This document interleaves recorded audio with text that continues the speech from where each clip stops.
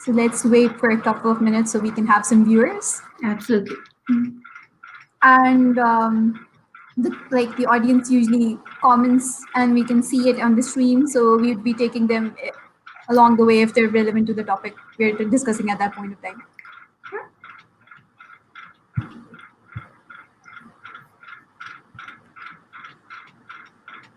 I've heard recently that since like many people are going online and the Facebook algorithm isn't working so well, like they're restricting the number of audience that you usually have. We used to have a really good number of at least 75 plus at one point of time, like during the lives, but it just has been really fluctuating. No, it's okay. So we have a couple of viewers, and I'll just go ahead and like welcome them all. So, hi everybody. I welcome you all to Odetta's Tech Life session. Thank you so much for following us throughout this series. We have been trying to connect with really strong women around the world, and we have heard really amazing stories. But tonight, our special guest brings a really important topic, and that's personal branding. So, our guest tonight is a health IT data specialist who has also done her PhD. She works as a data analytics manager at San Francisco based startup Doxomity. Is that correct? Doxomity? Yeah. So, Bushra leads a team of analysts, scientists, and engineers, and she's working on doing client facing analytics.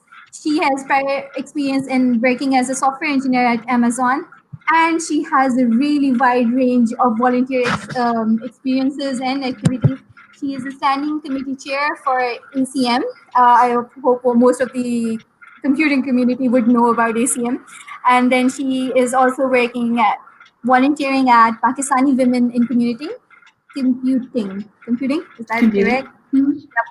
And then rewriting the code and many more. So hi Bushra, all the way from San Francisco. Hey, thank you, Sajal, and thank you for inviting me to this Odetta sessions. I think the work that you guys are doing, providing remote working opportunities for women in remote areas where such opportunities are limited, I think that's fantastic work, much needed. Thank you. I think wherever we have internet, and as long as they're from the Mesa region, work is there. I agree with that. So, how I know I just asked this, but for the community, how have you been dealing with the COVID situation and the lockdown? Mm-hmm. So it's we people who work in the tech industry, we have been relatively fortunate because it's easier for us to switch from on-site to remote. And many of you have already been working remotely. So work-wise, at least the transition was easy. I know many people, including my husband, who is in construction, for them, the work just vanished.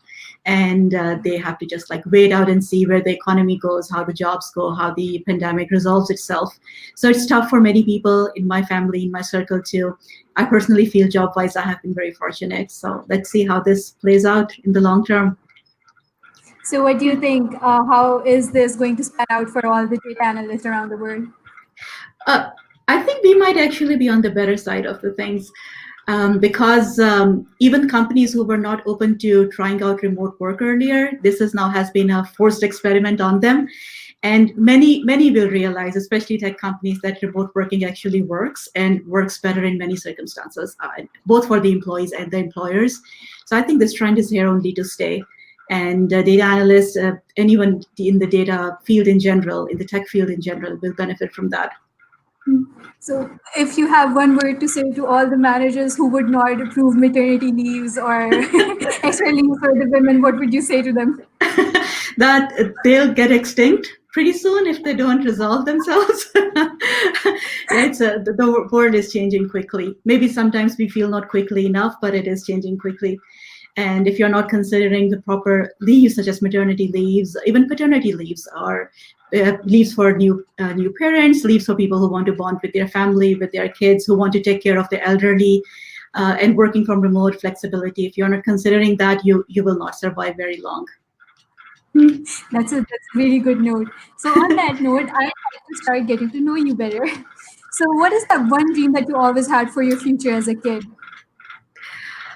I think I have always been a teacher at heart. I think I remember from the very beginning, even my earlier classes when I was in 4th grade or 5th grade, I loved explaining things. So I have been a very good student. I loved school, loved books, reading, learning. And I remember that some concepts, especially in the science courses, physics, chemistry, biology, would be difficult. And I would just sit down with my friends or anyone basically who I see struggling and try to explain things to them, breaking them down into easily digestible steps.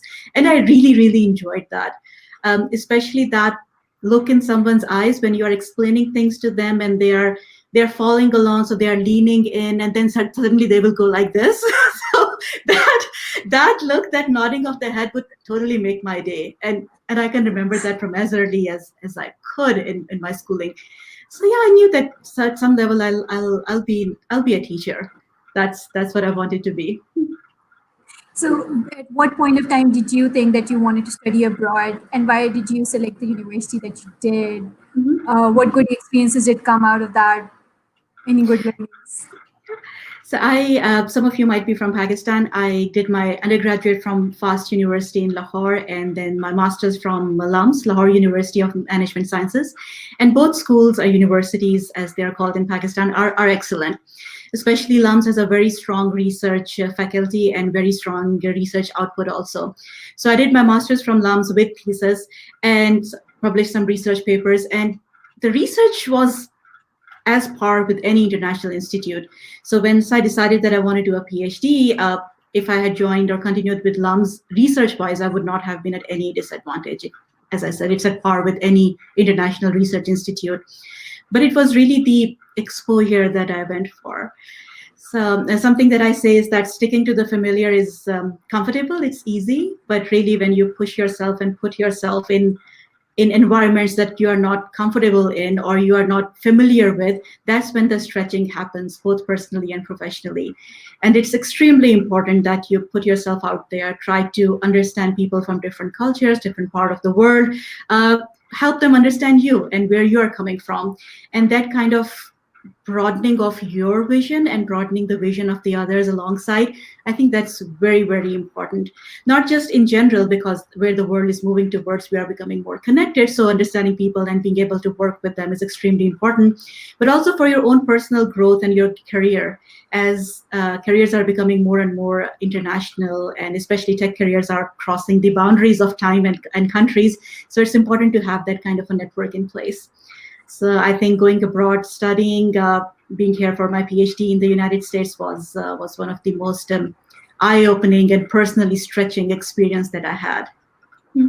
So, being so studious and having that research-oriented mind, how come you're at a position where you're working on projects and analytics and Yeah. providing services for other people? Yes, so that's interesting. As I said initially, I knew that at my heart I'm a teacher, and that was one of the main motivations for going for a PhD, because I wanted to have opportunity to teach. If I want to teach at university level or college level, then having a PhD really helps you in propelling that career. While I was doing my PhD, I worked in performance evaluation and queuing theory, so very mathematical or probabilistic focused areas of research, and I really liked it. And after that, I was teaching. I was teaching at FAST University Lahore for about 2 years. Then I came to the United States and I was teaching at Missouri State University for about a year and a half, and then made my switch to the industry and joined Amazon. How did that come to be? So two things happened. One is that while doing my PhD, I enjoyed the experience and I loved research. However, at that point also, I knew that I don't want to go for a tenure track position. So I don't want to. My passion does not lie in having research labs or writing grants or conducting projects and advising people for their PhD thesis. Excellent, remarkable, respectful work, but that was not where my passion is. My passion is in active teaching, like explaining things to people and making sure that they understand, they follow along. So that's why once I finished my PhD, the academic assignments that I had were teaching based. So in FAST, I was teaching, then Missouri State University, I was a teaching professor, so mostly focused on teaching and teaching undergraduates. And there I realized that many of the students in the undergraduate programs, majority of them would want to go to the industry. There's a smaller percentage who would want to go to the graduate school, but a majority would want to go to the industry. And then I was thinking and I realized that many of the people who are teaching those undergraduate students, they personally never had an industry experience. So they had usually academic experience, either they PhDs or not, but they are very academic focused, which again is good. But if you're trying to train someone to go into the industry, you should at least know how that side of things look, especially as the industry is evolving so quickly. Every 6 months, there are new trends, new programming languages, new preferences, new styles. So that became the motivation. I thought that, okay, I can probably spend a few years in the industry, see how things look there, and then bring all that experience alongside me back to academia. So I joined Amazon, worked with them as a backend engineer on their Amazon Prime team for about 4 years. And then I thought, okay, I looked how a big behemoth like Amazon works. It's a global company, 180,000 plus engineering employees. And then I wanted to see how the world of startups look. So that's a completely different ballgame altogether. So then about a year and True. a half ago, I joined Doximity, which is a startup in San Francisco. Doximity is a play on words, doctors and proximity, so combining them as Doximity. So Okay. what the company does is they have created a closed network. You can call it a social network, much like LinkedIn or Facebook, but it's closed only for medical professionals. So only doctors and nurses or people who have NPI, which is called National Provider Index, only those can sign in and join that network. So because it's closed, it makes it HIPAA compliant.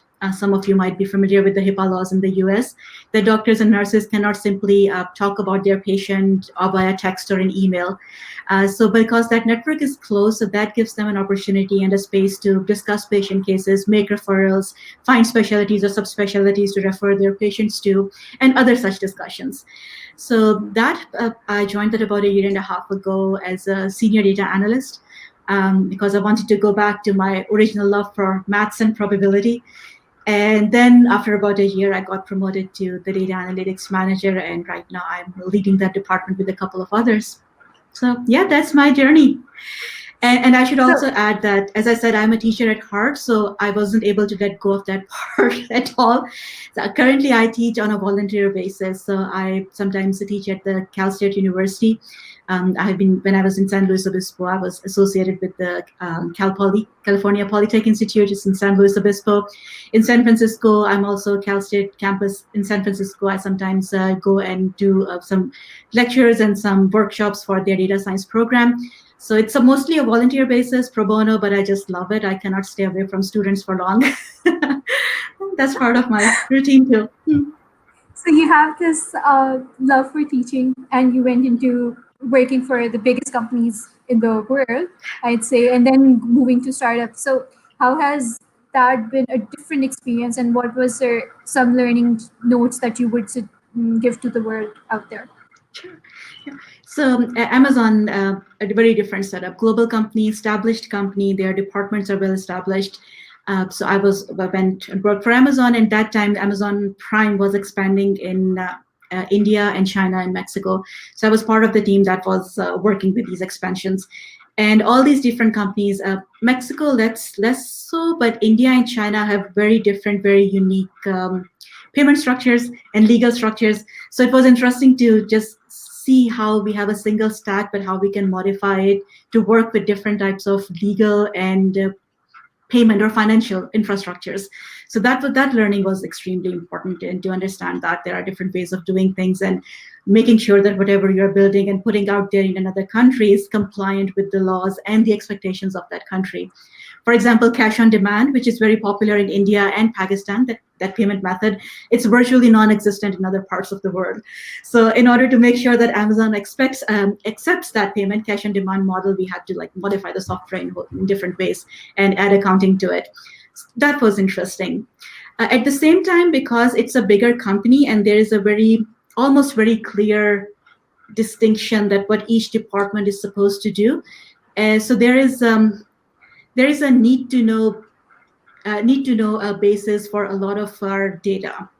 So, for example, while working with Amazon, I was able to access some of the data, financial data, so legal data, and some of the membership data, but I was not able to view some other data, that how people are using some services, or how is our membership platform growing, or what's our retention rate, and things like that. So those are very siloed, permission-only databases. Which makes sense, of course, because if it's a larger company, you want to make sure that your data is accessed by the right people and you have tracking of that. So that was that. And then when I moved to Doximity, small startup, when I joined, it was about 150 people. It's now about 220 people in the R&D department. And there, because the data department was just starting, and then now I'm a lead in the data department, all the data was just right there. So not only did I have access to different things that I can look into and analyze and build reporting off of, but I was also part of defining the infrastructure, that how should our reporting look like, what data do we have, what data do we need to collect, how shall we standardize it, what type of platforms or ingestion pipelines do we need. So that was very exciting, building things from almost ground up, that how they should be, so that not only it's easier for me personally to see how things are and how to figure out some trends out of it, but make it easier so that as we grow our data department, more and more people can come in and contribute. So interesting words, from, as I said, big behemoths to a small startup, different working styles.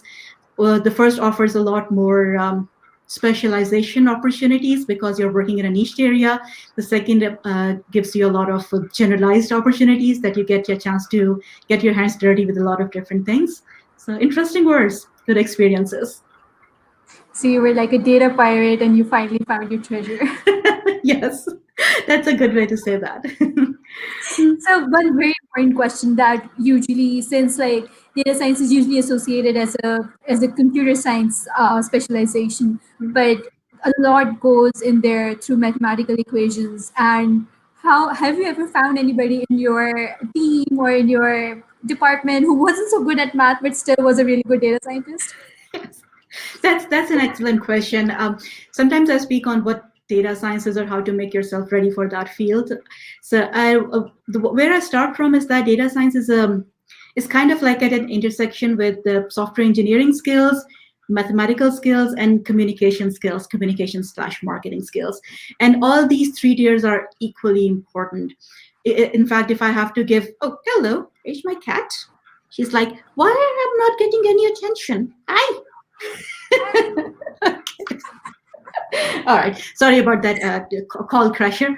So, if I have to pick one as the most important, I'll say that's the communication tier, because no matter what insights you get out of data, no matter how good your recommendations are, if you're not able to convey them to the stakeholders, which are usually non-technical people, if you're not able to convey it, your analysis is not really going anywhere. But coming back to your point, maths, extremely important. So what happens is that a lot of people who come into the data field have different expectations.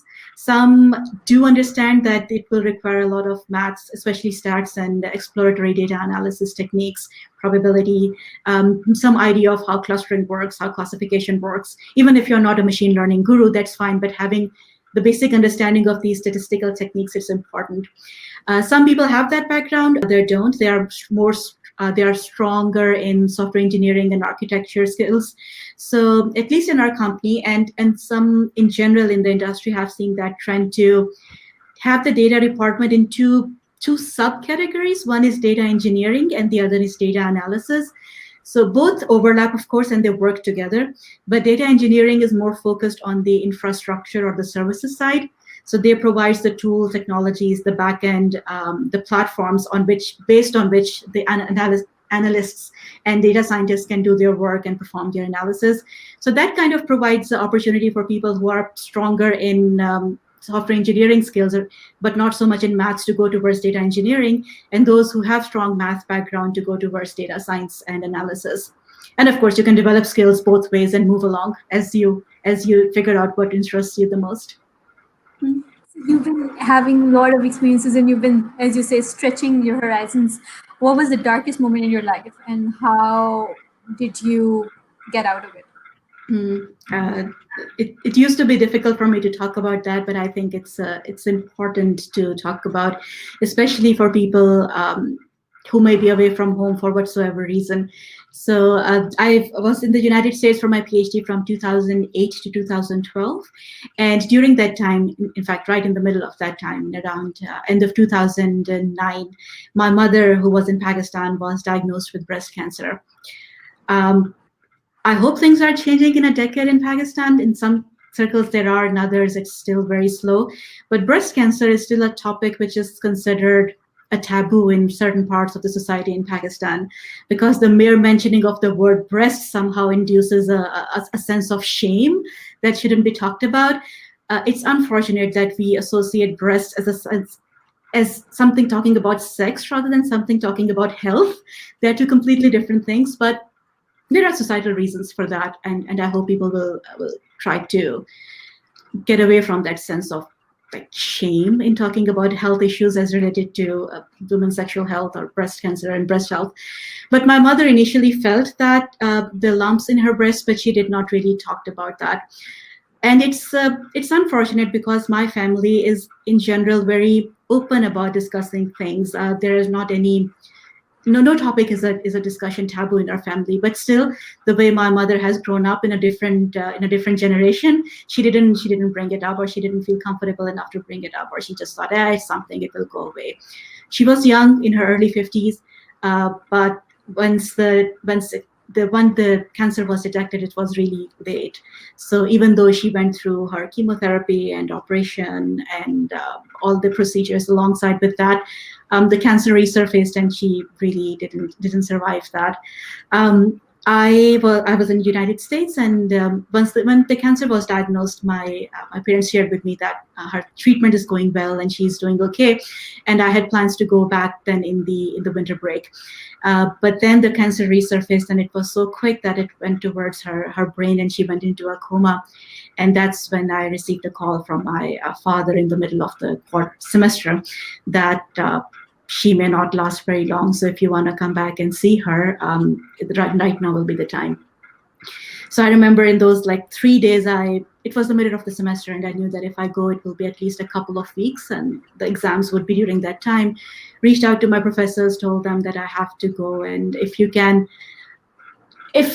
I'm not be able to go for the exams, if you can make an adjustment, that's fine. If you cannot, then that's what it is. But I really have to go. Came back to Pakistan. I was here she was in the CMH hospital around that time. So I was able to be with her for a week. Used to talk to her a lot. She didn't respond, but I hope she heard me. Sorry. So, but then she passed on, and I went back to the States after about a month. But the next 6 months were extremely difficult for me. I was not able to focus on anything, research, classes, extremely difficult. And that's basically the reason why I wanted to share that a couple of things helped me in pulling myself together. One was my teachers. They were more understanding and more helpful. So as I said, I was not doing anything.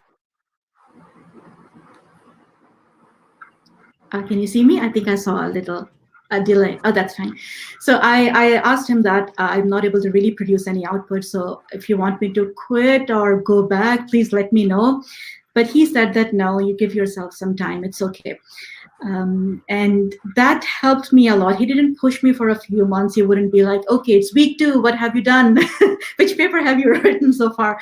So that gave me the time, that gave me the support. And also the semester that I went to Pakistan, almost all my teachers except one put my average grades towards my final exam. And one professor gave me an opportunity to appear in a take-home exam later on. So all of them accommodated me in one way or the other, so I didn't screw up my quarter or my grades that way. And then during those 6 months, slowly I started picking myself together and getting back into the thick of things. Having a goal like studies or completing my thesis or completing my classes was good because it provided me some sort of structure in a time which was very difficult for me or very haphazard for me. So that kind of provided a little bit of a structure of my life that, okay, these are goals, I need to do this, I need to do this. And then having the professors who were very supportive, and they were like, give yourself time, it's okay, you will bounce back.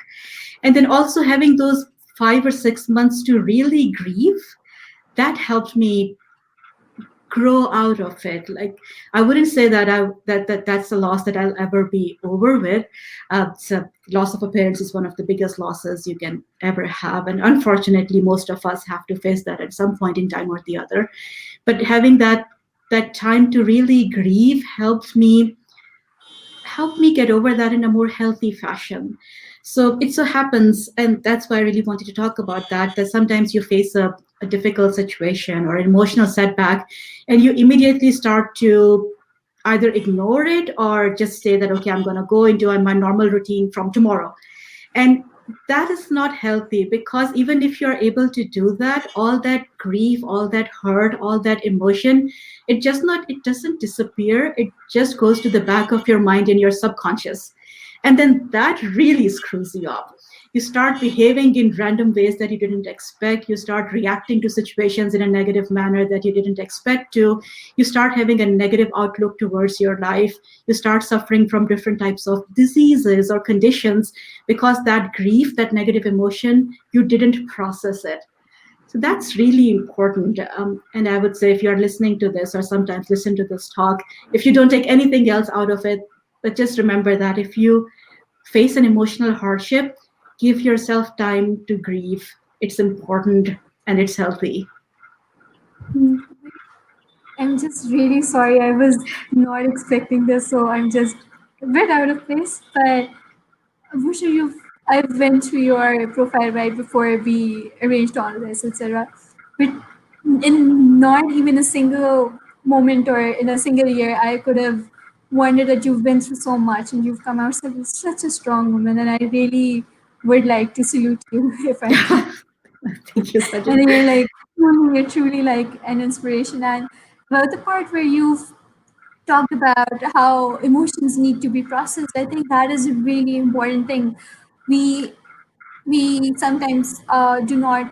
Most of us are not emotionally competent enough to either listen to other people or just let them be. We just go like it's enough. Like in Urdu they say, "Teen din ka sog hota hai." You can only cry for 3 days, and I know you can only cry for 3 days, but you still need to process all that loss in some better manner. And I'm just so grateful that you've brought the topic up. And really, thank you for this. Thank you for sharing with us. Thank So, you. when you were really low, where did your courage and confidence really come from? It must have been really shattering, and you must have lost touch to your own personality during that time. How did you Hmm. resurface? Hmm. I think at that time, a lot of the courage or the confidence was coming from external sources, at least initially.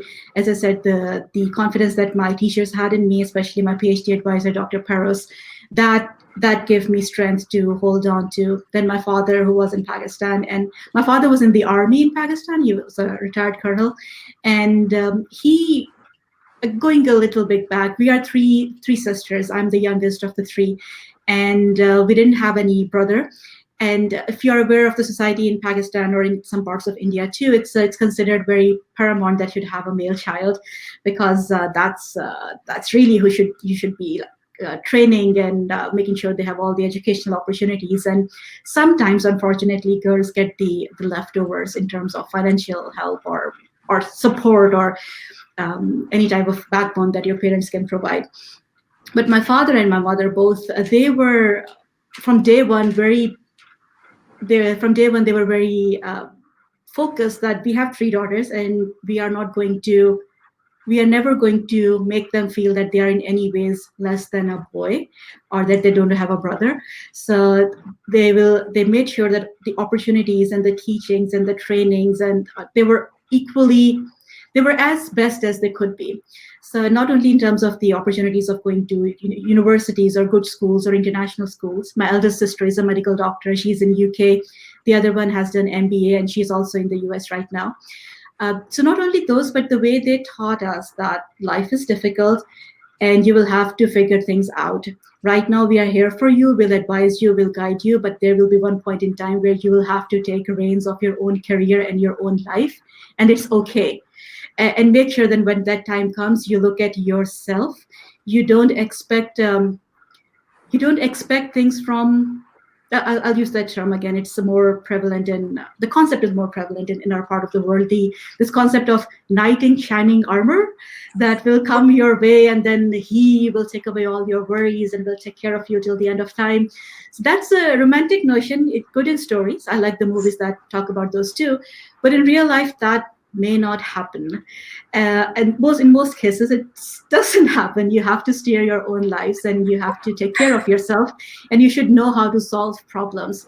So that thinking, that kind of training, that you should learn how to solve problems and you should consider yourself sufficient to solve problems with decent input from your elders, your parents, your teachers. With, if you are religious, then with believing in the power of prayer.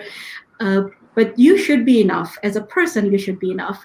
And that thinking at the back of my mind, I think that helped me recoup with the loss too, that okay, it's a tough time for me.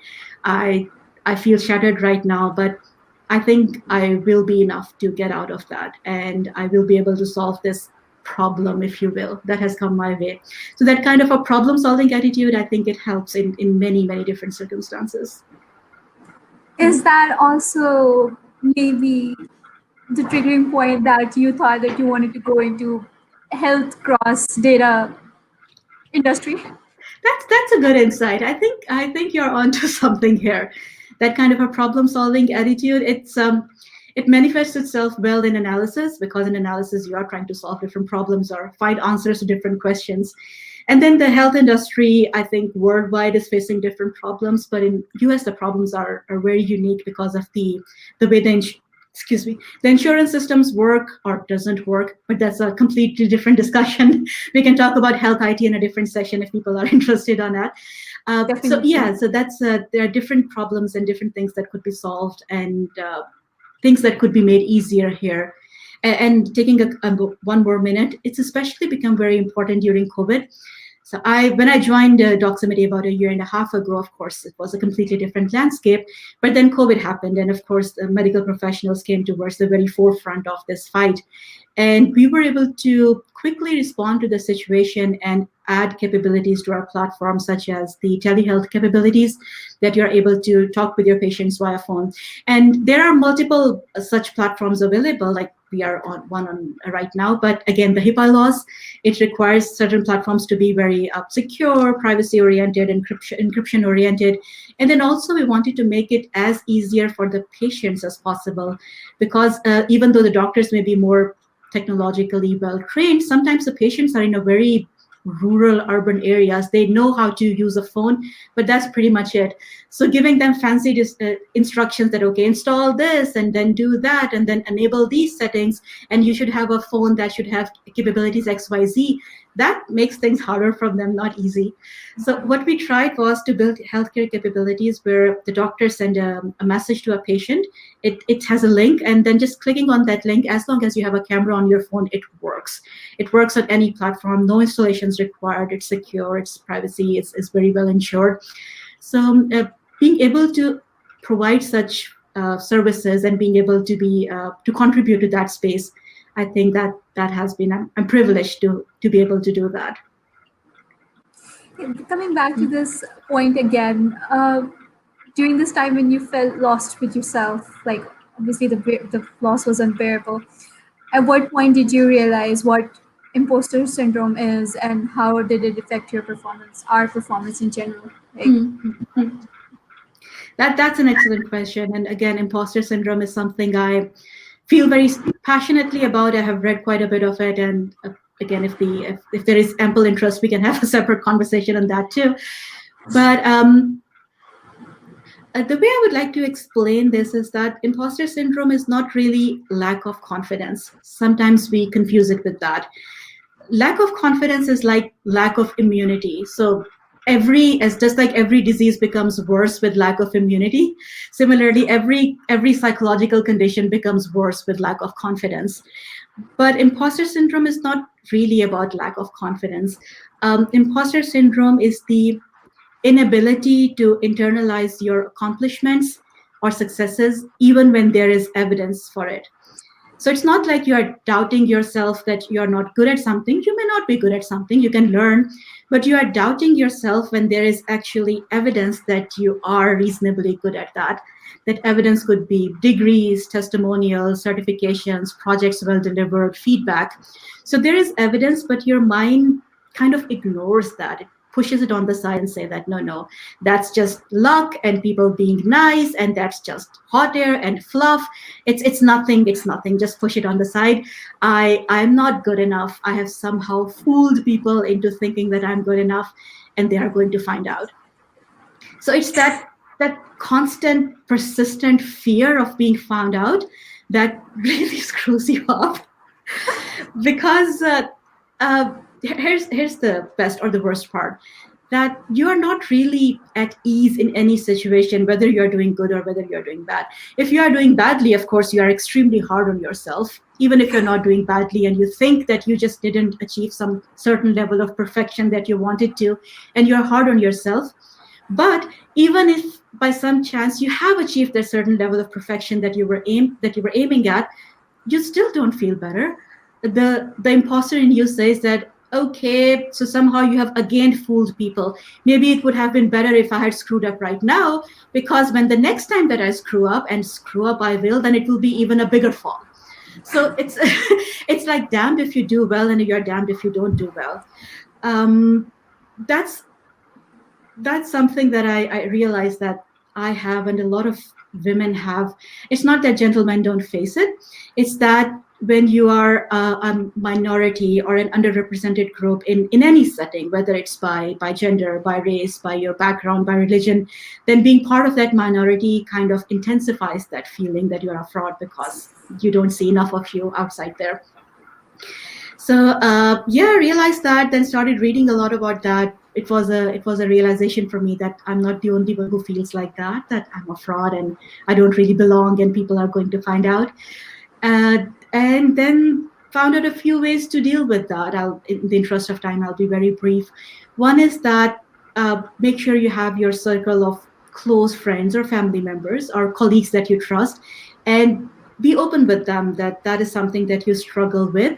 So they are the ones who can help you in those times of doubt, and they can say that all that evidence that your mind pushes aside, they are the ones who bring it back to your front time and again and say, see, you did that, you did this, so you are good at that, or you'll be able to manage things. That helps. And secondly, what helps is that realization that this voice and this feeling, it's not really going to go away. You cannot just tough it out. As we were talking earlier about the dealing with emotions too, that you cannot just say, okay, enough, from today onwards I'll not think like that. It doesn't happen. What you need to do is realize that this will be a part of you. So you need to recognize when that voice comes over and says things to you. You need to realize that, okay, that's not me, that's that voice, that imposter syndrome. You listen to it, you acknowledge it, you say, okay, thank you for your advice that I'm not good enough. Now I'm going to go back and do what I was supposed to do. So that acknowledgement itself helps, that, okay, I heard something and it's okay, it's there. It's an advisor, not advising me very well, not doing me really good, but it's an advisor. Okay, I'll listen to you, and then I'll do whatever needs to be done.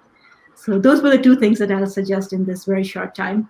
That have I make just sure that have you have people around you that knows and that can help, and two, acknowledge that. Okay, thank you. Moving on.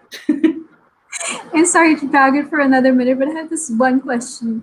In this society where we're expected to exceed expectations, there's just no boundaries anymore. They're just like, okay, everybody is meeting the expectations, but you have to exceed the expectations. So there's this, I don't know, it could be me, but I think this is a more generic problem. There's this generic trend now in every company or in every place, even if you're at home, you need to be the best.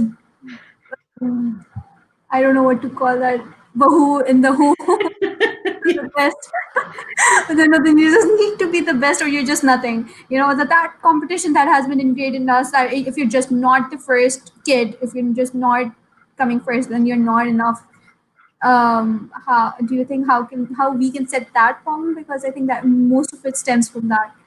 I agree with that. And it has different facets. One is, of course, your personal life, that you feel all these pressures. And then one is the professional life. There are multiple ways to address that. I'll just cover a couple again in the interest of time. One is that, especially in the professional spheres, people who are in the leadership position or in a hiring position, or managers like myself, I put myself on the line here too. They need to realize that there are two types of people who will be working for you. What literature calls them superstars and rock stars. So superstars are the ones who, by nature, are very competitive. They need newer challenges to keep them interested. If they don't get enough exciting assignments or increasing challenges, they'll feel bored. They think that they are not growing enough or their skills are not being used enough. They might move on to another company or another opportunity, which they find more exciting.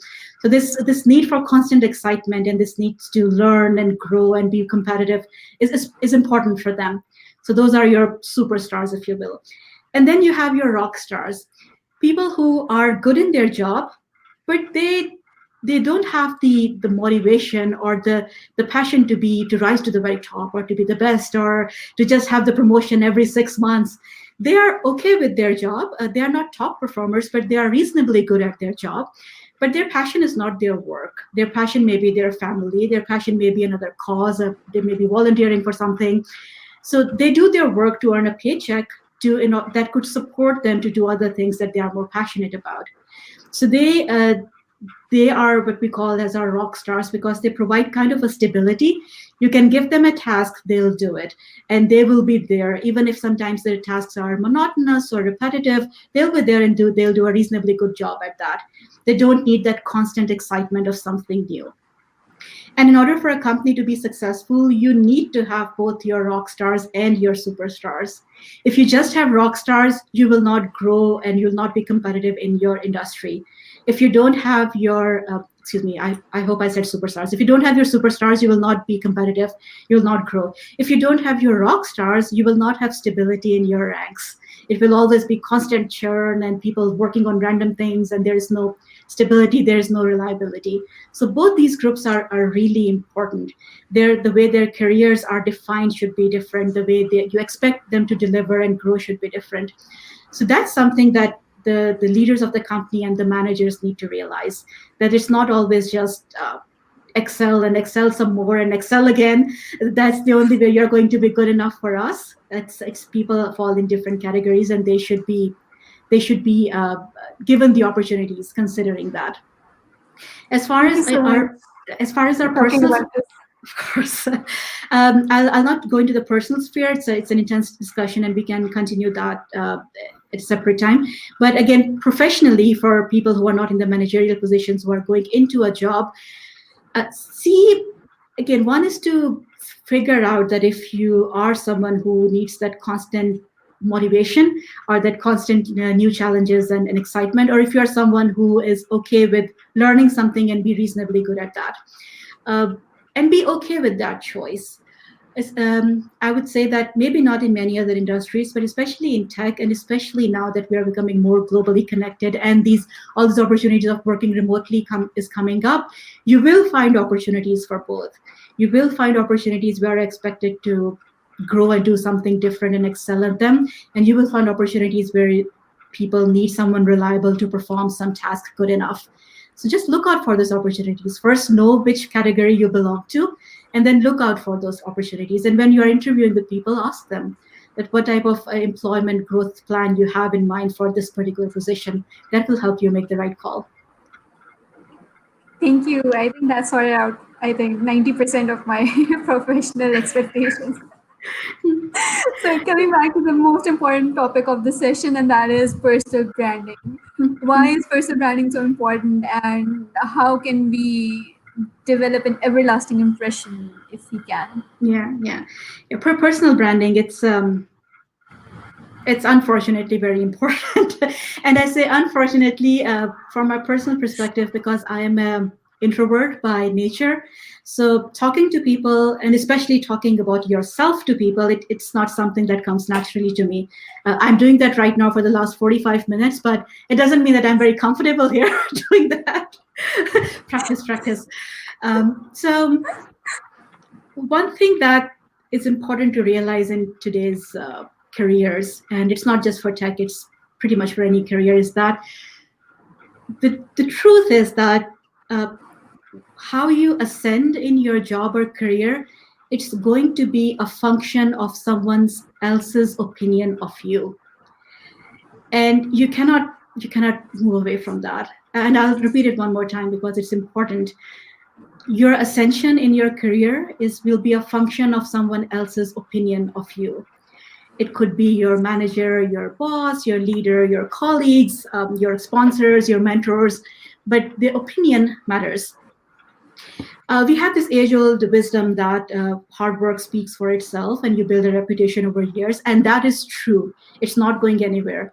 What has changed is that though 20 years ago people would join a career and they'll be working with that company for say 40 years or their entire careers, entire lives, now we change careers every 5 to 8 years, if not sooner. In tech, the duration is even smaller. Every couple of years or 3 or 4 years, people change jobs, and they should. That's how you move forward in your careers. But even for any other careers, it's the research by U.S. Department of State suggests that people will be changing their careers at least 4 times on average across all different fields. So now, because we are changing fields and changing companies so quickly, the time that is required to build that kind of reputation where people know you year over year and have seen you deliver things and have seen you perform, you don't have that time. So now you have at least 2 or 3 years to grow at a company or maybe build your reputation and move ahead, and then you switch to a different job, a different title maybe. So it's important that you take that narrative that earlier you had left to time. It's important that you take that narrative, the control of that narrative. And personal brand is something that comes there. People may think that, okay, I may not have a personal brand, but that is not true. Another way to think about this is that's a quote from Jeff Bezos. He says that your personal brand is what people say about you when you are not in the room. And people say something about you. If people don't say anything about you, that's your brand. You are invisible. That's not a good brand to have. And if people say something about you, what is it they're actually saying about you? You should take control of that narrative. Of course, there will always be some people who would not be happy with you. There will be people who will try to go behind your back, but that's a very small percentage, maybe 2 or 3%. The 95 to 97% of the narrative you can control if you're putting constant and conscious effort towards that. So how to go about it if you don't know what your personal brand is? Easiest way is asking 2 questions, and this is, I'm quoting from a book called Women of Influence by Joe Miller.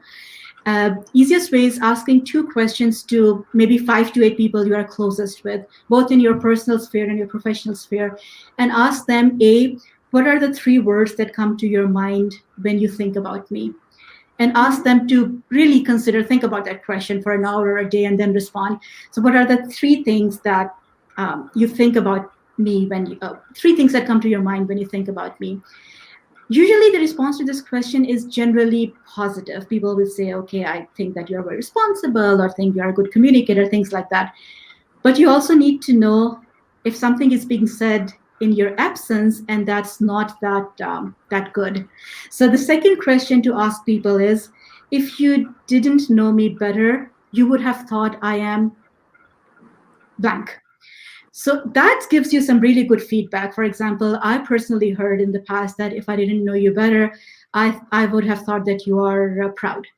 If I didn't know you better, I would have thought that you are aloof, and things like that. So that question really brings out some of the things that might surprise you, some of the things that you are doing maybe subconsciously, or maybe you're not even doing, but somehow they are projecting themselves and not projecting yourself in not the best light because of some habits or some unconscious attitudes. So these 2 questions are extremely important into bringing forth what your general brand is, what your personal brand is currently. And then you can take that realization and then think that, okay, this is where I am right now, whether I'm happy with these characteristics or not. What do I need to change? What do I want people to actually say about me when they answer these questions? And the second important component to that is, where do you want to be in 3 to 5 years' time? What position do you want to be at? What type of projects do you want to be involved with? What type of teams do you want to work with? And what will be some of the words that people use, that if people use, will help you reach that next level? So that gives you a subset of characteristics or words or branding opportunities, things that you want people to know about you now, and things that you want people to know about you so that you get in 3 to 5 years where you want to go. So that gives you a subset of things that you really want to be known for. That's part one. It's not over. Part one, what do you want to be known for? What you should be known for? Part two, how do you convey it outside? It's difficult for people, especially women and underrepresented minorities, to talk about themselves and to make others known that these are the qualities that I'm known for, or I should be known for. A resource, a free resource, there are workshops called I Am Remarkable by Google, and those are free workshops. There are many facilitators who conduct those workshops. I'm one, and there are a number of others too. So if you can find a workshop, attend that. It's a 1 hour workshop focused on this, that how do you talk about yourself and your accomplishments. Gives you some practice and some tips for that. But coming back, what I can share with you right now is that a couple of things. One is the online presence is our biggest tool to establish a personal brand. Make sure that you know which social media platforms you are using and that you audit them frequently. Whatever you choose, Instagram, Facebook, LinkedIn, Twitter, I'm sure there are dozens others. I personally am on Facebook, LinkedIn, and Twitter. That was enough for me in order to be consciously aware that what I'm doing on the social media platforms. And whatever platforms you choose, make sure you're consciously putting out content there that goes with your brand or the brand that you want to build. So I, for example, I'm very passionate about teaching. I'm very passionate about data and data science. And those are some of the topics that I talk about quite often on LinkedIn or Twitter, and sometimes on Facebook, though Facebook is more for personal one-to-one interactions. And then I'm passionate about the cause of supporting women and supporting underrepresented minorities and making sure that tech is more diverse. Those are the topics that I talk about quite a bit or share my opinion on. And if you think that you don't have enough opinion on, or you're not yet comfortable or in that space that you can put yourself out there, that this is what I think, then an easier way to do that is to find people who you agree with. Like, we all read some authors, right? Or we all may have some favorite publications or some people that we agree with. Just repost their articles by summarizing what they have said on the very top. That's the easiest way to spread content which is consistent with your brand without putting in a lot of personal effort into it. Find articles, find interviews that go along with your point of view, summarize them in a couple of lines, and then repost them on your social media platform. That builds your presence. Two, every 6 to 8 months or maybe a year, it's a little cumbersome, but go back in your history in Facebook, on LinkedIn, on Twitter, and see which posts are still relevant to your personal brand and which are not. Prune them out. So, because as I said, your personal brand grows, your preferences grow, and you want that if someone search for you tomorrow, they should get the material that is most in line with what you want to portray about yourself. So make sure you're pruning your social media presence accordingly every 8 months, every year. And then second suggestion that I would have is that in your meetings, whichever job you have, I'm sure you're part of some meetings, now more meetings than you may want to attend. In every meeting, make sure you ask one question that represents your brand or your area of interest. Put conscious effort in that. Most of the meetings that you're going into, you may have some idea of the agenda that's going to be discussed. See if you can think about one question that when you ask kind of shows that you are interested in a particular area or you have some insight to share in that particular area. And on the same note, if you're not able to put forth a question, be on the lookout for an opportunity where a question or a discussion is being done about an area that you care about, and you can volunteer to find more information on that. For example, people are discussing something about let's say deep learning in artificial intelligence, and that's something that you want to be known for, and that discussion is happening and people are having various opinions. You can step up and say, oh, after the meeting I would like to put together the notes of this discussion and share it with everyone. Or, oh, we discussed X, but I don't think we get a chance to go deeper into that. How about I put forth an article or some notes about it and share it with everyone. So you're just stepping up, volunteering to contribute in a particular area that goes with your brand. That also gives you visibility. So a couple of tips. I'm sure there are others too, and we can discuss more about that also. These are really amazing tips. I just in this 60 minutes that are going to lapse in 7 minutes, I think I'm a different person. Like the way I'm thinking about things are a lot different. I need to take this really important question that came from the community, and that is, how were your adventures delving into the field of data, and what did you learn from these experiences? Some do's and don'ts for people who are coming to data analytics and data science. Couple of things here also. One is going back to what I said earlier, that I consider data science like a, if you consider a Venn diagram, then an overlapping three circles, which is software engineering skills, mathematics and probabilistic background, and then communication skills. So please note that communication is going to be one of the key areas in your career if you choose data as your field of interest, because you have to communicate. It happens both at the beginning and at the end. For the beginning, I mean that when you go into a data field, sometimes you will have well-defined assignments that do X or figure out Y, but sometimes it will be very vague, and that's how we define data science. Data science is the art of providing value to a company. Value could be monetary value, it could be building reputation, it could be any other thing, anything that matters to the company. So since the word value is subjective, that means the expectations that the company will have of their data scientist will be subjective. So maybe you'll get hired and they'll say, okay, we want you to help us improve our business. And that's all they tell you. Okay, how exactly?